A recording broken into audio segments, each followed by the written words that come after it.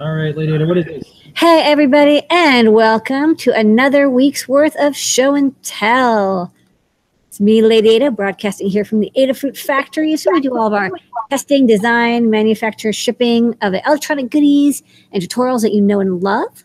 But right now we're hanging out here, me, Mr. Lady Ada, and waiting for people from around the community to come by and show us what you're working on, whether it's 3D printing, crafting, sewing, Python, Arduino, make code, whatever you're working on. Come on by and show us. We'd love to show and share. We'll be here for another 20 minutes, getting out of here at 7:50. So it'll take a couple minutes per person. Mute your mic till we call on you. Kick it off with some Adafruit folks, then get to some of our guests. Scott, why don't you start off? What are you typing on? Hello. Hey, I wanted to show the latest thrift store keyboard that I picked up.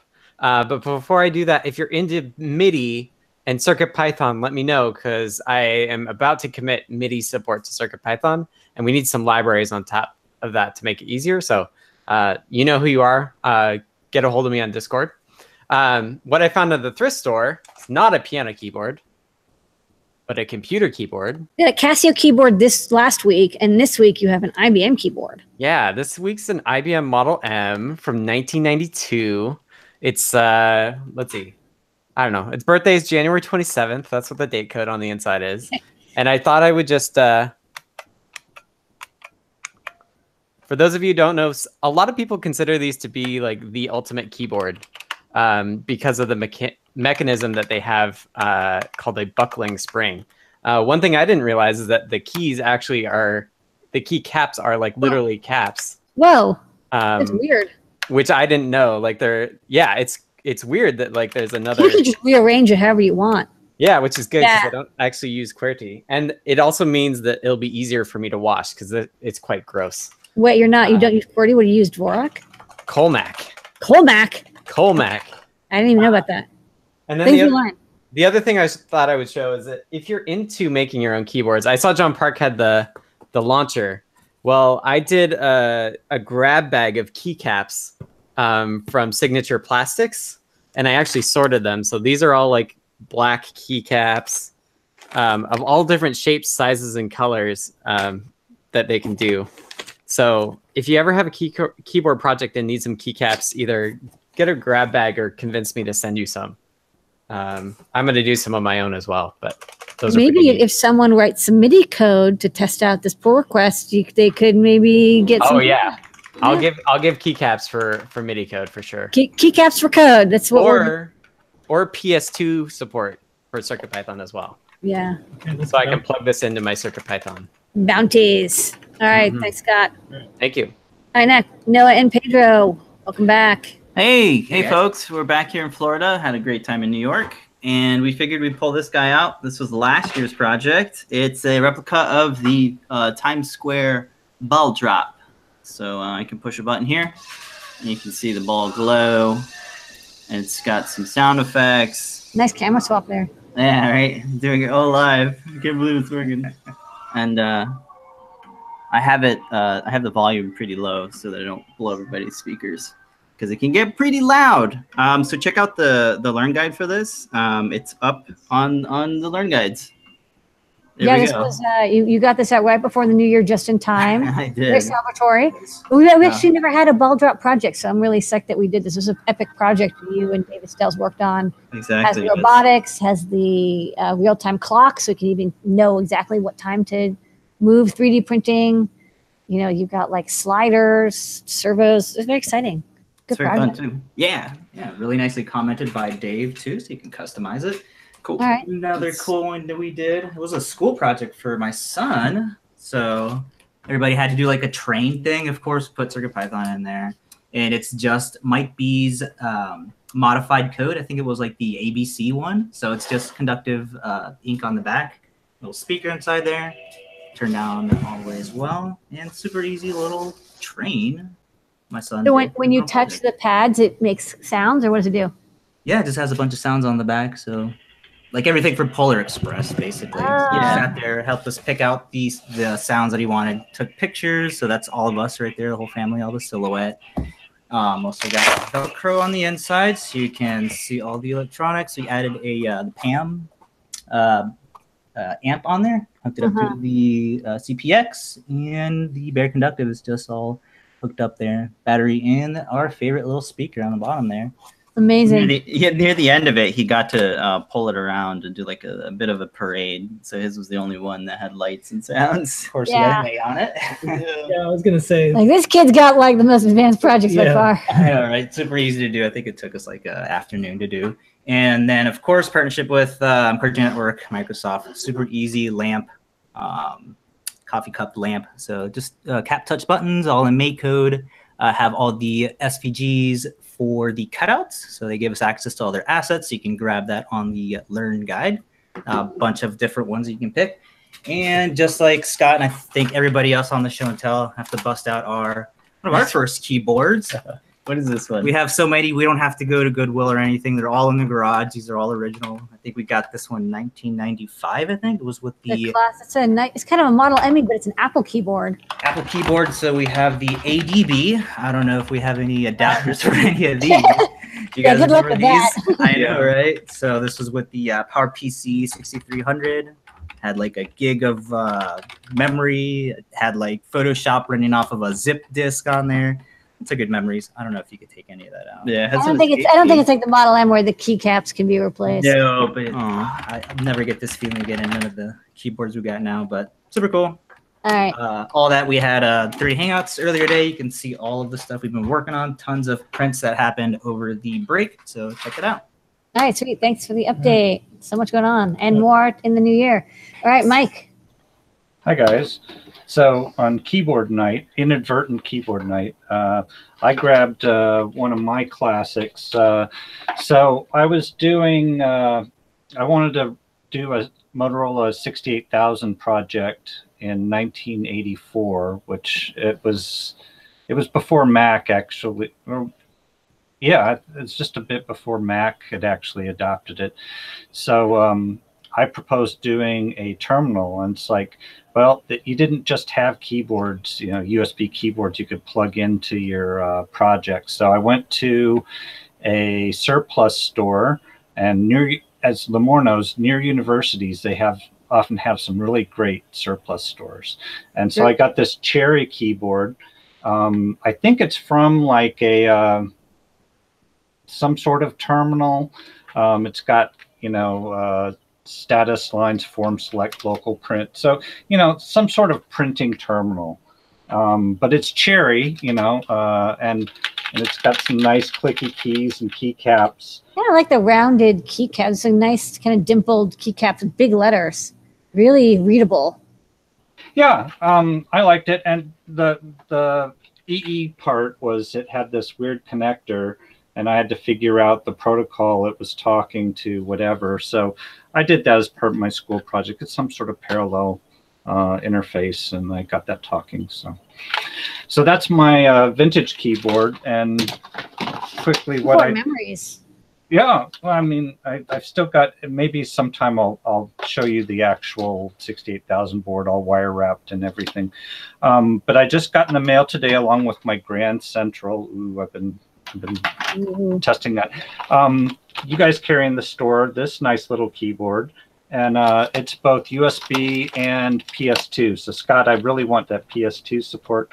That'd be really great. But again, I've been working on some sort of little DOS clone with probably the M4 boards, and with PS2, there's a lot of code out there for wiring up PS2 to microcontrollers. So I thought this keyboard, and then a display, and then I've got my little computer, my little retro computer. So it's all good. So. All right, keyboard away. All right, next up, Erin. I don't have a keyboard to show. Now I kind of want one. Everybody's got these clicky keys. I last week was showing my little tutu project, and I just finished it, so I wanted to show it off one more time. I got a little tutu just from Amazon and modified it a little bit and put a circuit playground in there. And now whenever I dance or jump up and down, it runs a little animation. Let me back up a little so you can see better. So every time it shakes, then it'll give a new color and a little animation there. it's really fun to put on and just dance around in my living room. So I'm looking for some events. I want to go out and light up a night, do some dancing. So that's what I've been working on. Just launched the tutorial for it this morning. So take a look for that if you're interested in dance costumes.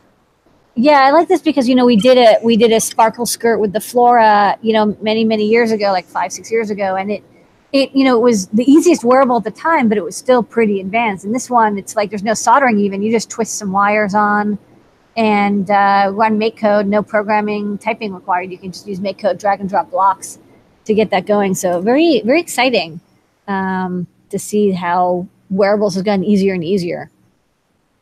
Really. All right, thanks, Erin, for that tutu. JP. All right, JP, got a lot going on. Hey, we got a lot. I've got like 4 things I want to talk about. So the keyboard thing, first of all, this all happened organically, but I found this in a dumpster recently. I saw there was a business that had a bunch of good-looking stuff that I could tell someone just cleared out like an entire office, like they went out of business or something. So I kind of dug around and I found this keyboard, which turns out to be a Focus FK555 from 1986.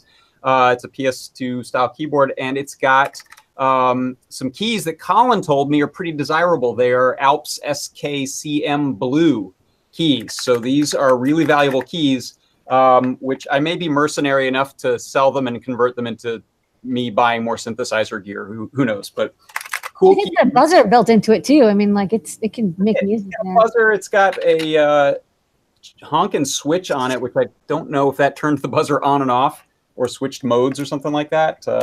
Who knows? Funky keyboard. Anyone knows more about it? It has the case too. It's just I yanked it out of there to start digging around.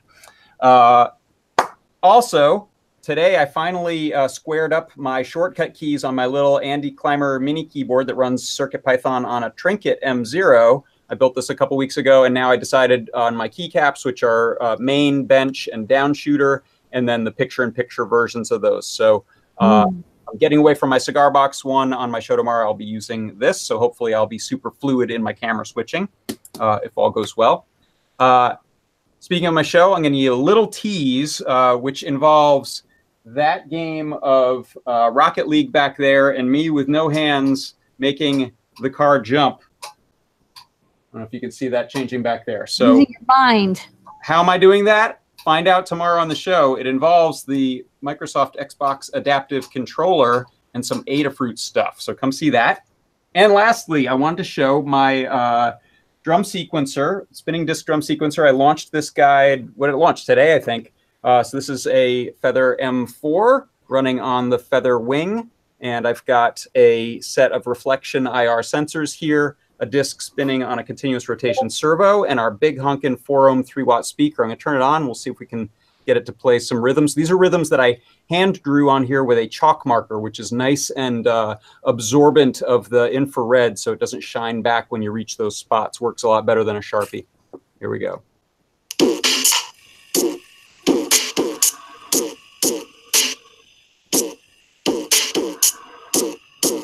And there you go. That's the spinning disc sequencer. If you want to make your own, go ahead to learn.adafruit.com, and all the instructions are there. Draw your beats. Draw your beats, right? Okay. All right. Next up, Hogan. Hogan family. Welcome back. Ooh, you got some Cartoon Network stuff going on here. Oh, unmute your mic. Yeah, unmute your mic. There you go. Hi. Hi. How you doing? Hi. I made this thing for. So at school, like for recess, we only go out if it's more than 20 degrees. So like sometimes it seemed a lot warmer, but we stayed inside. So I have a lily pad here, it's really tiny. And then, so this goes outside the window, and then it'll sense if it's more than 20 degrees, and if it is, it'll do a happy face, and if it isn't, it'll like do a frown. And then it's Princess Bubblegum from Cartoon Network. And then I also made this like Jake the hot dog from All right, so you found some of the Cartoon Network tutorials already on MakeCode. Yeah. And then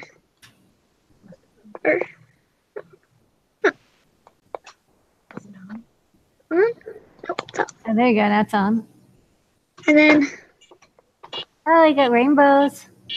Yeah, and then it like counts down to the thing.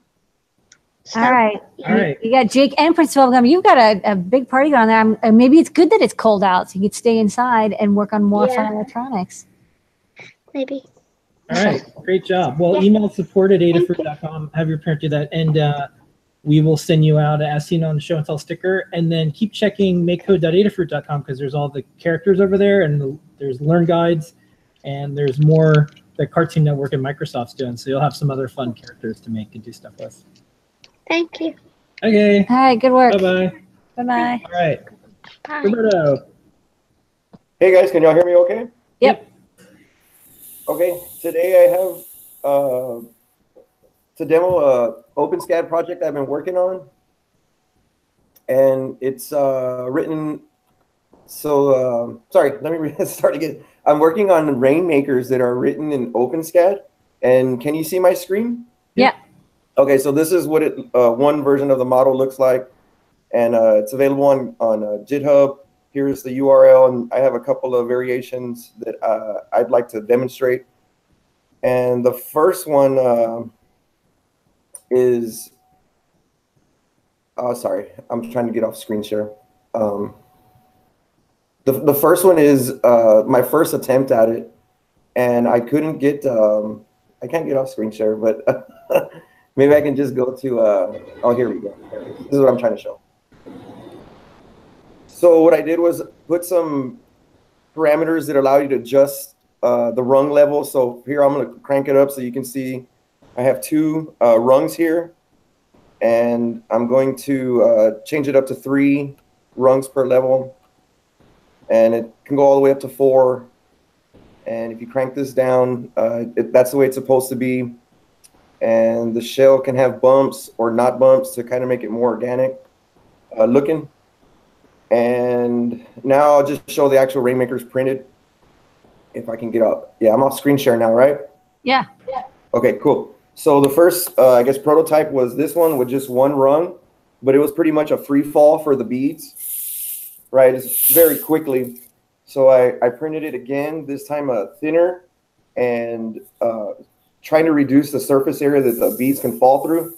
And all I'm using right now is dry Orbeez for the beads. So this is iteration 2.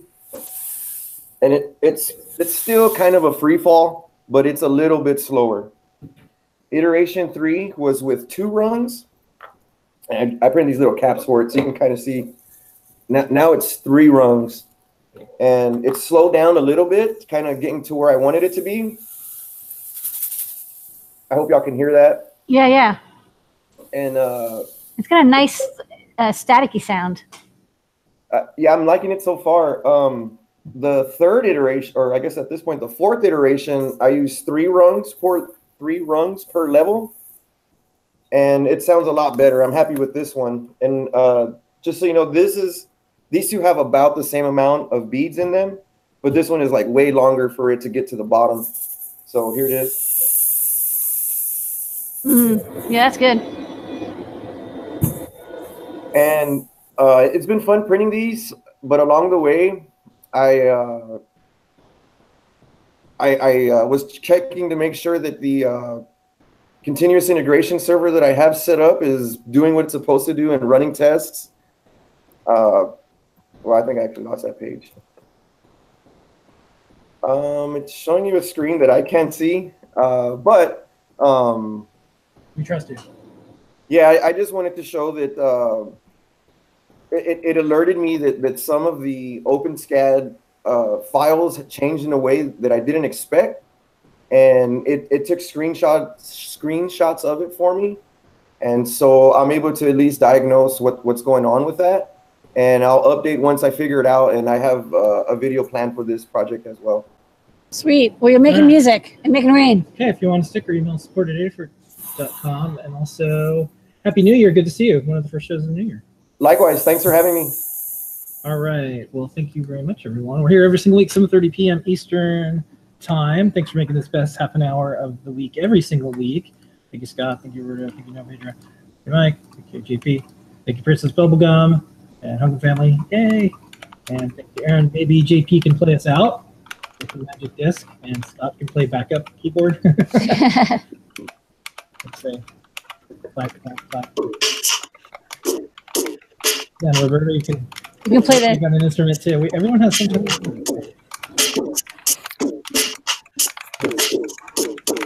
not the same class.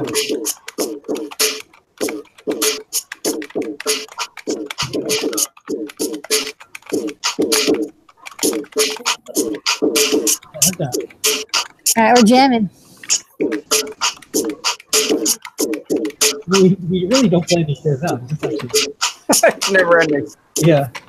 All right. All right, thanks everybody. 2 hours. Come on, 4 hours for this. And 8 minutes. All right. Bye-bye. Bye, everybody.